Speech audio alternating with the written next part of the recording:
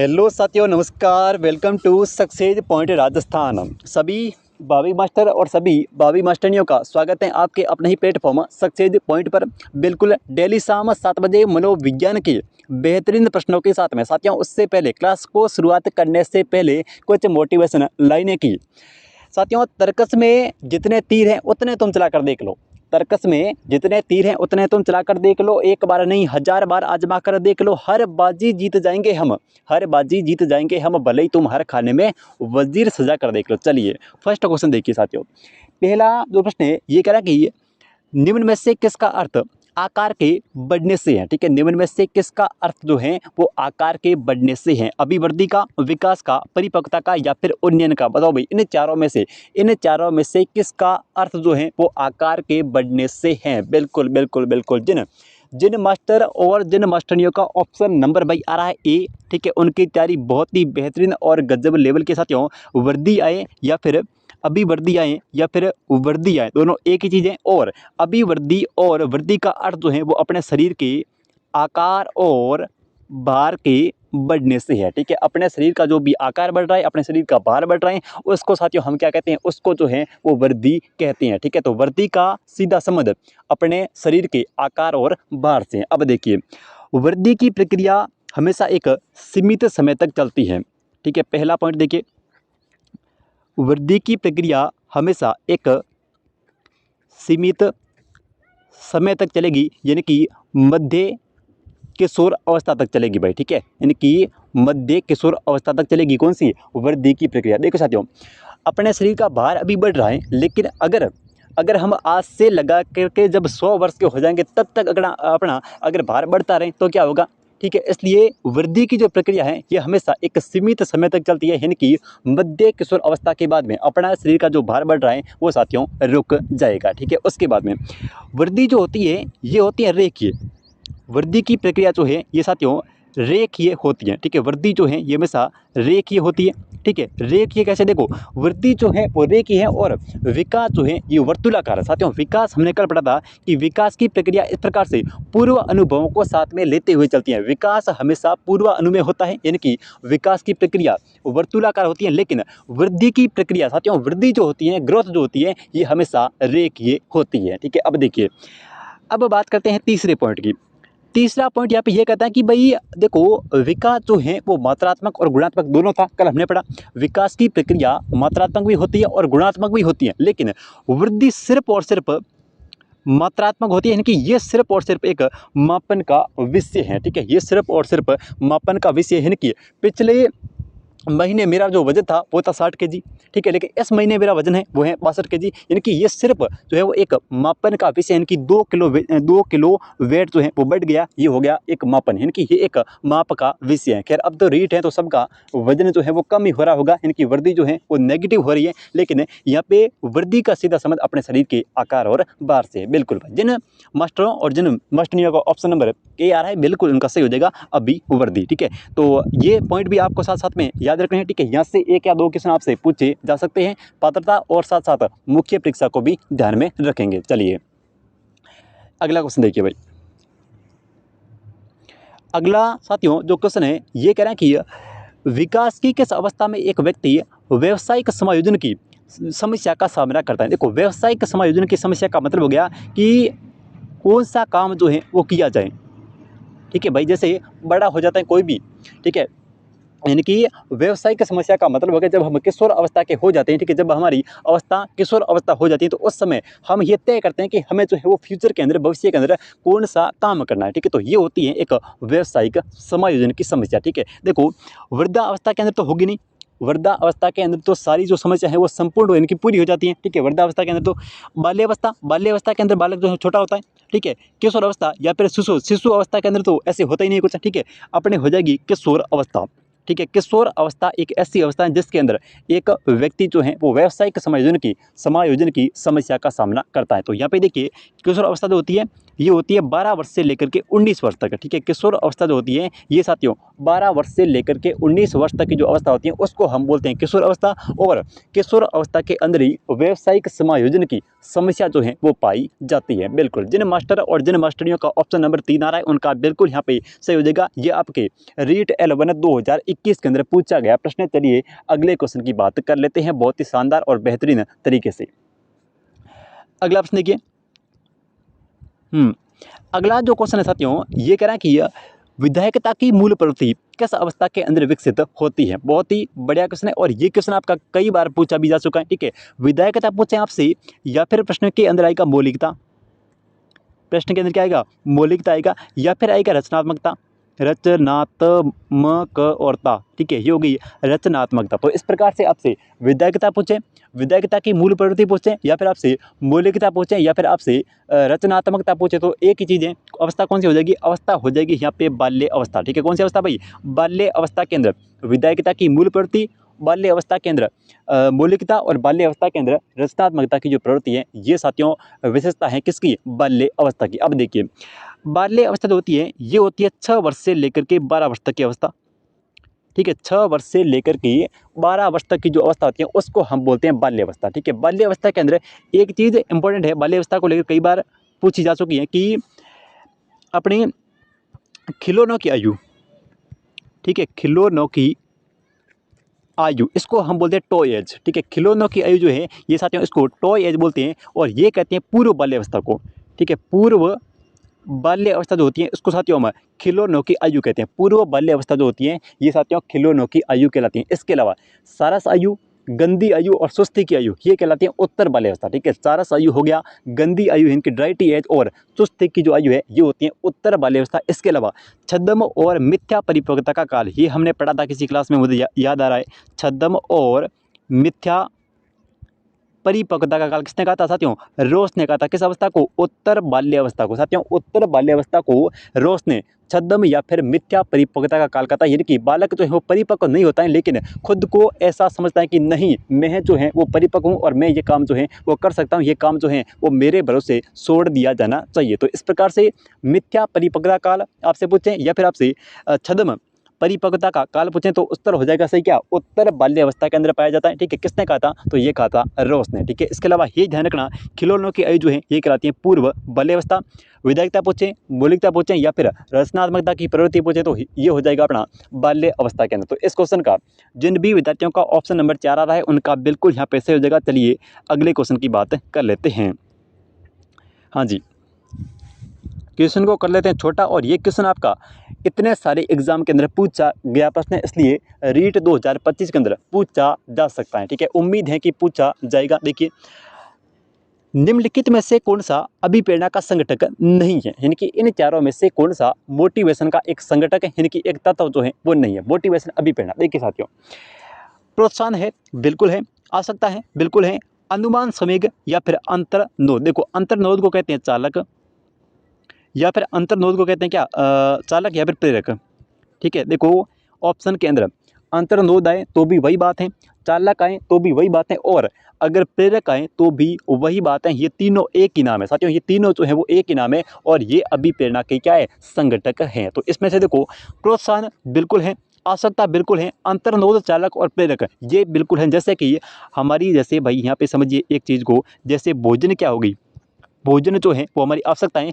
लेकिन यहाँ पे जो चालक एक्टिव होता है वो होता है भूख, ठीक है। इस प्रकार से पानी जो है ये हमारी एक आवश्यकता है लेकिन यहाँ पे जो चालक एक्टिव होता है वो होता है प्यास, ठीक है। चालक जो है वो प्यास एक्टिव होगा जब हमें पानी की आवश्यकता होगी। इस प्रकार से जब हमें भोजन की आवश्यकता होगी तो उस समय चालक जो है वो भूख एक्टिव होगा। तो इस प्रकार से आपकी प्रोत्साहन अभिप्रेरणा का संगठक है, ठीक है। आवश्यकता बिल्कुल है और अनुमान संवेग बिल्कुल नहीं है और अंतर्नोद, चालक या फिर प्रेरक ये तीनों एक ही नाम है। तो इस क्वेश्चन का जिन विद्यार्थियों का ऑप्शन नंबर यहाँ पे 3 आ रहा है उनका बिल्कुल यहाँ पे सही हो जाएगा। अनुमान या फिर संवेग का अभिप्रेरणा से कोई लेना देना नहीं होता है। तो इस क्वेश्चन का नंबर 3 बिल्कुल यहाँ पे सही हो जाएगा। चलिए अगले क्वेश्चन की बात कर लेते हैं। अभिप्रेरणा साथियों, अभिप्रेरणा जो होती है वो अपने दो प्रकार की होती है, एक तो होती है बाह्य अभिप्रेरणा और एक होगी आंतरिक अभिप्रेरणा। आंतरिक अभिप्रेरणा कौन सी, जिनको मतलब दूसरे नहीं कहते कि अपने ऐसा करना है, ठीक है, अपने अपन को खुद के अंदर से लगता है कि इन चीज़ों को अपन को करना है, वो होगी आंतरिक। और बाहरी प्रोत्साहन से अगर हम किसी भी चीज़ को करते हैं तो वो होगी बाह्य अभिप्रेरणा। जितनी भी साथियों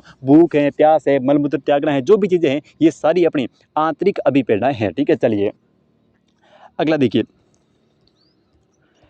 अगला जो प्रश्न है ये कह रहा है कि अभिप्रेरणा, देखो मोटिवेशन के संदर्भ में भूख जो है वो क्या है, ये आपके सेकंड ग्रेड के अंदर पूछा गया प्रश्न साथियों। अभिप्रेरणा के संदर्भ में यानी कि मोटिवेशन के संदर्भ में भूख जो है वो क्या है, ठीक है। भूख जो है वो क्या है, ऑप्शन ए देखिए, आवश्यकता है, अंतर्नोद है, प्रेरणा है या फिर उद्देश्य है। तो ये मैंने अभी आपको बताया था कि भूख जो है ये क्या है, अंतर्नोद है, भूख जो है ये चालक है, भूख जो है वो क्या है, प्रेरक है, ठीक है। भूख जो है ये,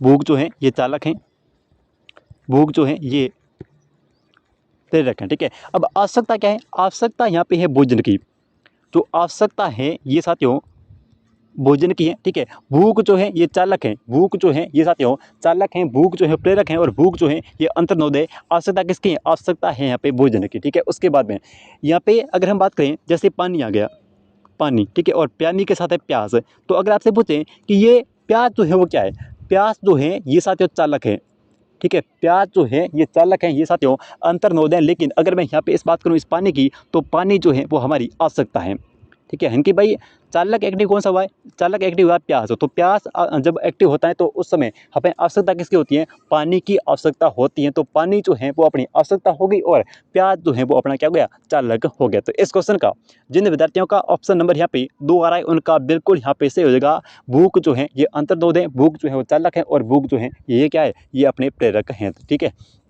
चलिए अगले क्वेश्चन की बात कर लेते हैं। और आज की क्लास का देखो अगला क्वेश्चन, अगला जो प्रश्न है ये कह रहा है कि निम्न में से कौन सा बच्चों के लिए वेस्लर बुद्धि मापने की एक निष्पादन मापनी है। अच्छा क्वेश्चन है, निम्न में से कौन सा बच्चों हेतु वेस्लर बुद्धि मापने की एक निष्पादन मापनी है, ठीक है। अंक गणितीय, शाब्दिक तर्क, सदृशता व समानता या फिर चित्र पूर्ति। बताओ भाई, ये आपके थर्ड ग्रेड, ये आपके थर्ड ग्रेड 2013 के अंदर पूछा गया प्रश्न है साथियों। प्रश्न कह रहा है कि निम्न में से कौन सा बच्चों हेतु वेस्लर बुद्धि मापनी की एक निष्पादन मापनी है, तो ये हो जाएगी कौन सी, अंक गणितीय, ठीक है। निष्पादन मापनी कौन सी, वेस्लर की जो बुद्धि मापनी है ये साथियों अंक गणितीय है। तो इस क्वेश्चन का ऑप्शन नंबर ए जो है वो जिन विद्यार्थियों का आ रहा है उनका बिल्कुल यहाँ पे से हो जाएगा। वेस्लर बुद्धि मापनी की एक जो निष्पादन मापनी है वो है अंक गणितीय। चलिए अगला प्रश्न देखिए,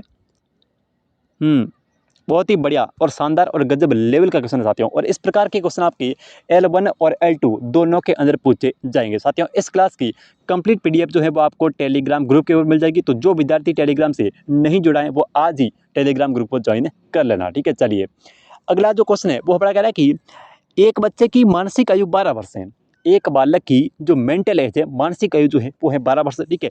उसकी वास्तविक आयु 10 वर्ष है, तो उसकी बुद्धि लब्धि क्या होगी साथियों। बुद्धि लब्धि ज्ञात करने का यानी IQ लेवल ज्ञात करने का जो सूत्र है वो दिया था टर्मन ने, ठीक है। बुद्धि लब्धि ज्ञात करने का सूत्र जो है वो किसने दिया था, वो दिया था टर्मन ने। बुद्धि लब्धि मापन के जन्मदाता पूछे तो करना बिने, बुद्धि लब्धि मापन के अगर आपसे जन्मदाता पूछे तो करोगे बिने। लेकिन यहाँ पे बुद्धि लब्धि अगर सूत्र की बात करें तो ये दिया था किसने, ये दिया था टर्मन के द्वारा, ठीक है। बुद्धि लब्धि को IQ लेवल को ज्ञात करने का जो सूत्र है ये दिया था टर्मन ने, ठीक है।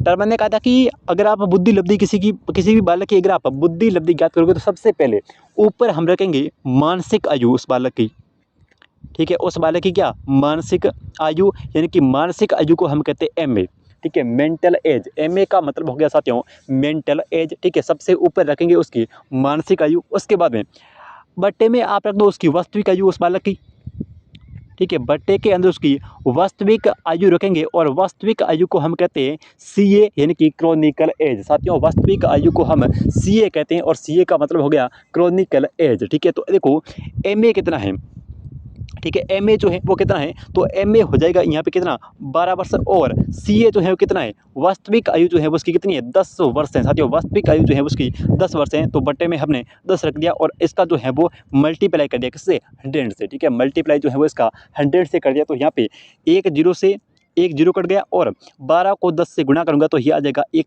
120 है, यानी कि उस बालक की जो बुद्धि लब्धि है वो साथियों आ जाएगी 120। यहाँ पे उस बालक की जो बुद्धि लब्धि है, जो उसका IQ लेवल है वो आएगा 120। तो जिन भी विद्यार्थियों का ऑप्शन नंबर यहाँ पे 2 आ रहा है, ठीक है, उनका बिल्कुल यहाँ पे से हो जाएगा ये सूत्र अच्छे से ध्यान रखना, मानसिक आयु बटा वास्तविक आयु इंटू 100, ठीक है, मानसिक आयु बटा वास्तविक आयु इंटू 100 होगा, ये दिया था टर्मन के द्वारा। और बुद्धि लब्धि मापन की जन्मदाता पूछे तो करना है बीने, ठीक है। चलिए अगला क्वेश्चन देखिए। अगला जो क्वेश्चन है साथियों ये कह रहा है कि बुद्धि के क्रियात्मक परीक्षण जो है वो उपयोगी हैं, ठीक है। ये आपके 3rd ग्रेड के अंदर पूछा गया प्रश्न है कि बुद्धि का क्रियात्मक पक्ष जो है वो किसके लिए उपयोगी है। क्रियात्मक पक्ष जो है ये साथियों किसके लिए उपयोगी है, देखिए भाई, बालकों के लिए है, ठीक है, गूंगे बहरों के लिए है, निरक्षर यानी कि जो अनपढ़ लोग हैं उनके लिए, या फिर सभी के लिए है। तो अपना बुद्धि का जो क्रियात्मक परीक्षण है ये साथियों सभी के लिए है, ठीक है, बालकों के लिए भी है, गूंगों के लिए भी है, और जो निरक्षर है यानी कि जो अनपढ़ है उनके लिए भी है। तो ऑप्शन नंबर डी यहाँ पे जिन विद्यार्थियों का आ रहा है उनका बिल्कुल यहाँ पे सही हो जाएगा, ये साथियों सभी के लिए है, ठीक है। चलिए अगला क्वेश्चन देखिए। अगला जो प्रश्न है ये कह रहा है कि सीखना व्यवहार केंद्र उत्तरोत्तर सामंजस्य की प्रक्रिया है। ये कथन जो है ये किसने कहा था, ये अपना रीट 3rd ग्रेड 2012 और छत्तीसगढ़ टेट के अंदर पूछा गया प्रश्न। साथियों प्रश्न कह रहा है कि व्यवहार केंद्र यानी कि सीखना जो है वो व्यवहार के अंदर क्या करना, उत्तरोत्तर सामंजस्य की प्रक्रिया है, ठीक है। सीखना जो है ये व्यवहार के अंदर उत्तरोत्तर सामंजस्य की प्रक्रिया है, ये किसके द्वारा कहा गया था। तो देखो उत्तरोत्तर सामंजस्य यानी कि मैंने आपको याद करवाया था साथियों, मैंने आपको याद करवाया था कि भाई स से सामंजस्य और स से स्किनर, ठीक है, मैंने आपको याद कराया कि स से क्या, स से हो जाएगा सामंजस्य और साथियों स से हो जाएगा यहाँ पे स्किनर यानी कि स्किनर, ठीक है। स से सामंजस्य और स से स्किनर। जब भी ऑप्शन के अंदर ये आपको सामंजस्य शब्द देखने को मिले तो स से सामंजस्य और स से स्किनर ऐसे याद रखना, तो हो जाएगा स्किनर, ठीक है। तो ये जो परिभाषाएं वो किसकी हैं, ये परिभाषा है स्किनर की। भाई जिन विद्यार्थियों का ऑप्शन नंबर यहाँ पे 2 आ रहा है उनका बिल्कुल यहाँ पे से हो जाएगा, ये जो परिभाषाएं हैं सीखने के बारे में अधिगम को लेकर के, ये परिभाषाएं स्किनर की, स से स्किनर और स से स्किनर। चलिए अगला देखिए भाई। अगला जो क्वेश्चन है साथियों ये कह रहा है कि कौन सा परीक्षण बुद्धिमत्ता का संस्कृति मुक्त अवाचिक परीक्षण है। कितना अच्छा क्वेश्चन है। निम्न में से कौन सा परीक्षण बुद्धिमत्ता का संस्कृति मुक्त अवाचिक परीक्षण है, ठीक है। बुद्धिमत्ता का समूह परीक्षण, वेस्लर वेस्क बुद्धिमत्ता परीक्षण, भाटिया बैटरी, या फिर स्टैंडर्ड प्रोग्रेसिव मैट्रिसेस। तो ये जो है अपना कौन सा संस्कृति मुक्त अवाचिक परीक्षण की बात हो रही है साथियों, यहाँ पे संस्कृति मुक्त अवाचिक परीक्षण की बात हो रही, तो ये हो जाएगा कौन सा, ये अपना हो जाएगा स्टैंडर्ड प्रोग्रेसिव मैट्रिसेस, ठीक है। स्टैंडर्ड प्रोग्रेसिव मैट्रिसेस होगा। जिन विद्यार्थियों का ऑप्शन नंबर यहाँ पे 2 आ रहा है उनका बिल्कुल यहाँ पे से हो जाएगा स्टैंडर्ड मैट्रिसेस प्रोग्रेस, ठीक है। तो इस क्वेश्चन का जिन विद्यार्थियों का ऑप्शन नंबर 4 है उनका बिल्कुल यहाँ पे सही हो जाएगा। चलिए अगले क्वेश्चन की बात कर लेते हैं।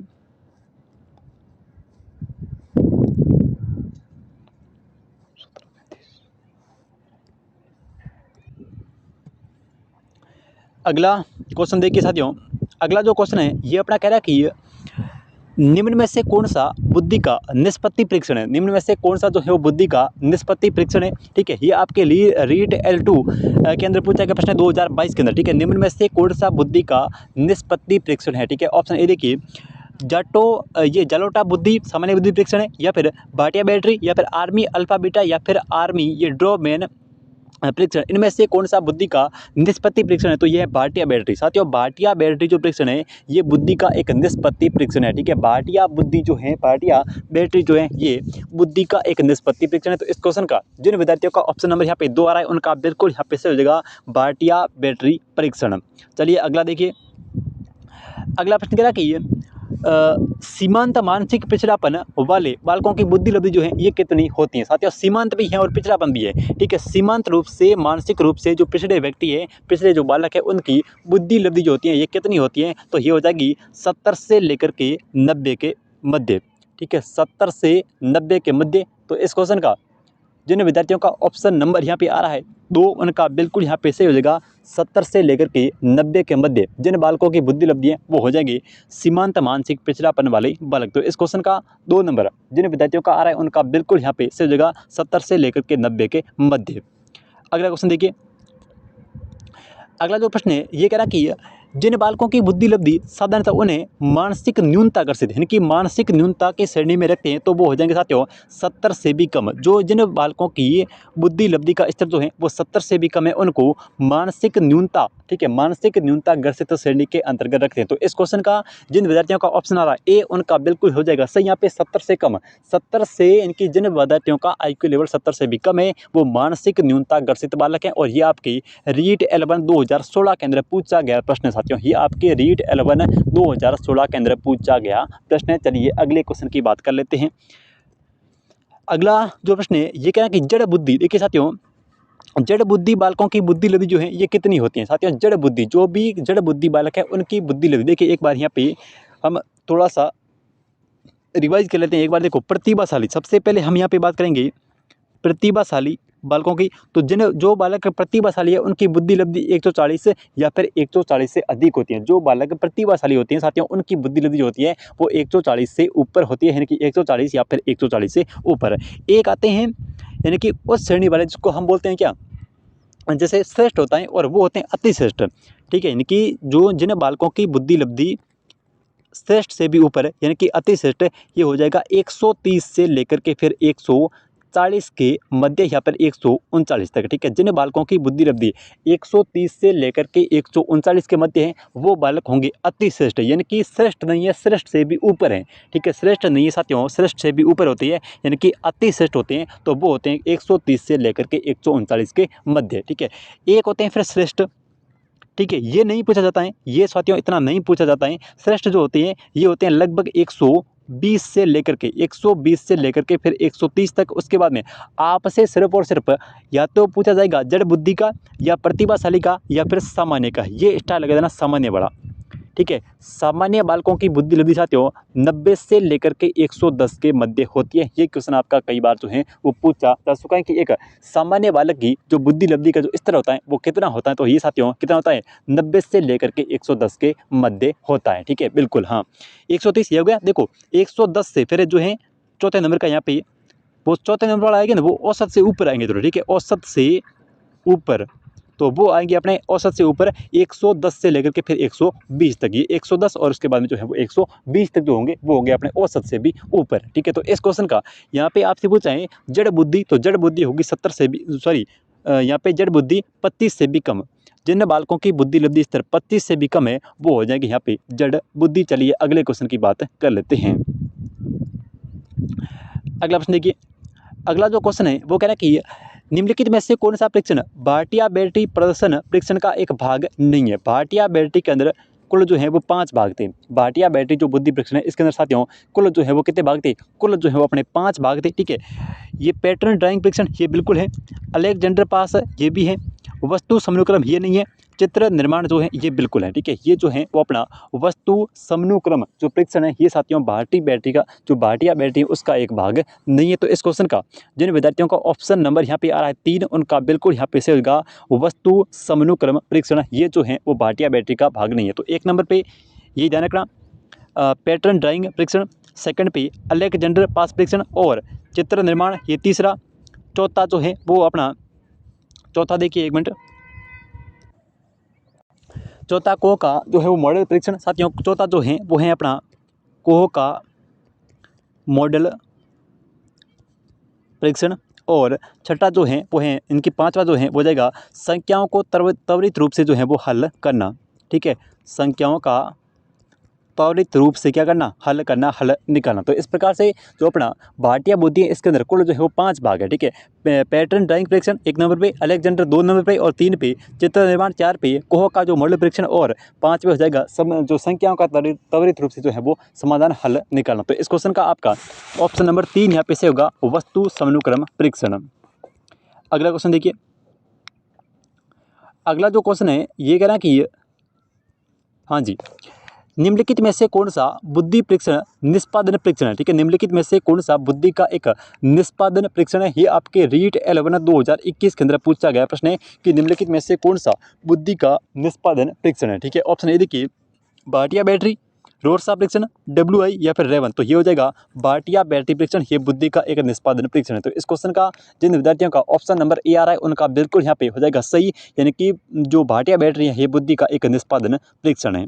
अगला देखिए, अगला प्रश्न कह रहा है कि भाटिया बुद्धि परीक्षण का प्रयोग किस आयु वर्ग के बालकों पर जो है वो करते थे। तो ये होता था 11 से लेकर के 16 वर्ष तक। तो इस क्वेश्चन का ऑप्शन नंबर ए यहाँ पे सही होगा, यानी कि भाटिया बुद्धि परीक्षण के अंतर्गत जिन आयु के बालकों के ऊपर प्रयोग करते थे वो थे 11 वर्ष से लेकर के 16 वर्ष तक के बालक। तो इस क्वेश्चन का ऑप्शन नंबर आपका कौन सा, ऑप्शन नंबर 1 जो है वो सही होगा, 11 से लेकर के 16 वर्ष तक के बालक है। अगला देखिए, अगला जो प्रश्न है ये साथियों कह रहा है कि 16 वर्ष आयु का बच्चा बुद्धि लब्धि मापन में 75 अंक जो है प्राप्त करता है। बुद्धि लब्धि परीक्षण के अंतर्गत 75 यानी कि 75 अंक जो है वो प्राप्त करता है। उसकी मानसिक आयु जो है वो क्या होगी, ये आपके रीट L1 2022 के अंदर पूछा गया प्रश्न है कि एक बालक की जो वास्तविक आयु है वो है यहाँ पे 16 वर्ष, और आपको जो है वो मानसिक आयु ना दे करके, आपसे मानसिक आयु ना दे करके बुद्धि लब्धि दी है, और बुद्धि लब्धि दे करके आपको जो है वो मानसिक आयु पूछा गया है। ठीक है, जैसे हमें पता है कि सूत्र जो है वो क्या होता है, हमें पता है कि फॉर्मूला जो होता है वो होता है मानसिक आयु बटा वास्तविक आयु इंटू 100। लेकिन यहाँ पे क्या है कि मानसिक आयु ही पूछ ली है, यहाँ पे मानसिक आयु जो है वो पूछी गई है। तो इस क्वेश्चन का आपका चौथा ऑप्शन जो है वो सही होगा, यानी कि 12 वर्ष। जैसे ऐसे क्वेश्चन अगर एग्जाम के अंदर आए जहां पर आपको IQ लेवल दे करके, साथियों आपको IQ लेवल दे करके सीधा जो है वो मानसिक आयु पूछा जाए, तो ध्यान रहे जो भी आपके पास में ऑप्शन है, जो भी आपके पास में ऑप्शन है, इन ऑप्शन को आप जो है वो सूत्र के अंदर रखेंगे, और सूत्र के अंदर रखने के बाद में आप जो है वो बुद्धि लब्धि जो है वो ज्ञात कर लेंगे। ये सीधा सा और सिंपल सा फॉर्मूला। ठीक है, जैसे यहाँ पे मैं 12 रख रहा हूँ क्योंकि मुझे पता है इसका आंसर जो है वो 12 है, लेकिन एग्जाम के अंदर आपको पता नहीं होगा, तो आप जो है वो सिर्फ और सिर्फ जो भी 4 ऑप्शन है इनको सूत्र के अंदर रखेंगे। ठीक है, और वहां से आपको जो है आराम से आंसर मिल जाएगा। यहाँ पे देखिए 16 वर्ष का बालक है, यानी कि मुझे पता है कि वास्तविक आयु जो है कितनी है, 16 वर्ष है। सॉरी, सबसे पहले ऊपर ए में रखेंगे वास्तविक आयु, सबसे पहले यहाँ पे मानसिक आयु जो है वो होगी 12 वर्ष। उसके बाद में जो उसकी वास्तविक आयु है वो है 16 वर्ष। ठीक है, गुणा हम करेंगे किससे, गुणा करेंगे 100 से। तो इस प्रकार से जैसे 12 को 100 से गुणा कर लिया, बन गया 1200, ये बन गया 1200। ठीक है, और 1200 के अंदर हम भाग देंगे किसका, 16 का। तो 12 जो 16 का भाग है वो सबसे पहले हम देंगे 120 के अंदर, तो जाएगा 7 बार। और जब 7 बार भाग जाएगा साथियों, जब 7 बार भाग जाएगा,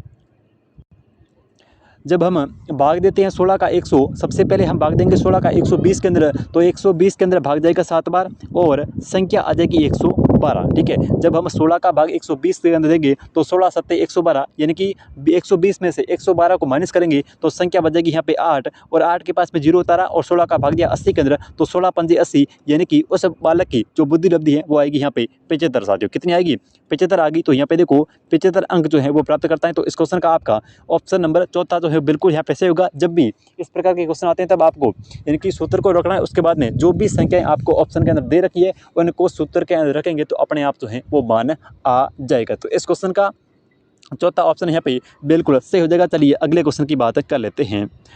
अगला जो प्रश्न है ये कह रहा है कि अति यथार्थवाद जो है ये किसको दर्शाता है। अच्छा क्वेश्चन है, अति यथार्थवाद जो है ये साथियों किसको दर्शाता है। ठीक है, यहाँ पे सौपन और अचेतन मन को, या फिर दृश्य जगत की वास्तविकता को, या फिर भविष्य की परिकल्पना को, या फिर बौद्धिकता और तर्क को। साथियों यहाँ पे अगर हम बात करें किसकी, अति यथार्थवाद की, तो अति यथार्थवाद जो है, यथार्थवाद जो है ये सौपन और अचेतन मन को दर्शाता है। ठीक है, चौपन और अचेतन मन को दर्शाता है। तो इस क्वेश्चन का जिन भी विद्यार्थियों का ऑप्शन नंबर 1 है उनका बिल्कुल यहाँ पे सही हो जाएगा, ये सौपन और अचेतन मन को दर्शाता है। ठीक है, चलिए अगले क्वेश्चन देखिए।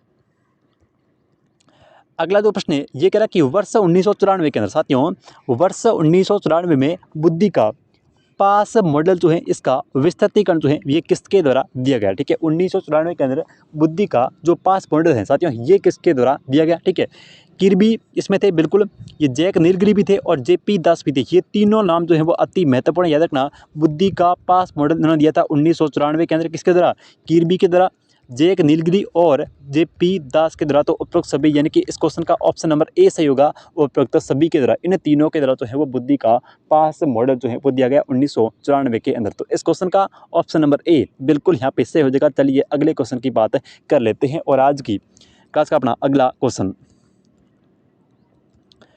अगला जो क्वेश्चन है ये है कि निम्नलिखित को सम्मिलित कीजिए। साथियों यहाँ पे आपको जो है वो सम्मिलित करना है भाई, ठीक है। बताइए कौन सा ऑप्शन यहाँ पे सही होगा।